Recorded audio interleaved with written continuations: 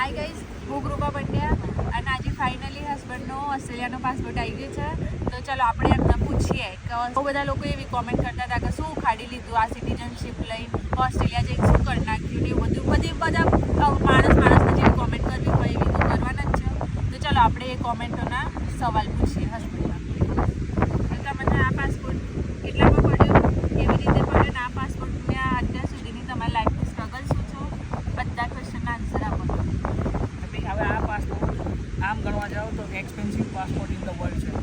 તમે જોઈ શકો છો, તમે ગૂગલ પે કરી શકો છો એક્સપેન્સિવ પાસપોર્ટ. આની વેલ્યુ, આની પ્રાઇસ મેં પે કરી છે $425, એટલે ઇન્ડિયાના થયા અરાઉન્ડ 25,000 રૂપિયા ખાલી ઓસ્ટ્રેલિયન પાસપોર્ટ માટે. અને બીજી જે સિટીઝનની ફીઝ ને એ બધું હોય તો અલગ, તો તમે ગણી લો. અને એમ કહેતા હતા કે શું ઉખાડી લીધું, આ પાસપોર્ટ લઈને 190 કન્ટ્રીમાં વિઝા ફ્રી હું જઈ શકું. 190 કન્ટ્રી એટલે ખ્યાલ આવે છે તમને? દેશમાં દુનિયામાં 195 કન્ટ્રી છે, બાકી 190 કન્ટ્રી આ પાસપોર્ટ લઈને હું વિઝા ફ્રી જઈ શકું. ડાયરેક્ટ મારે બેસવાનું ફ્લાઇટ બુક કરાવી, તો મેં આ ઉખાડી લીધું. બરાબર, આવો ત્યારે ઓસ્ટ્રેલિયા આવજો જ.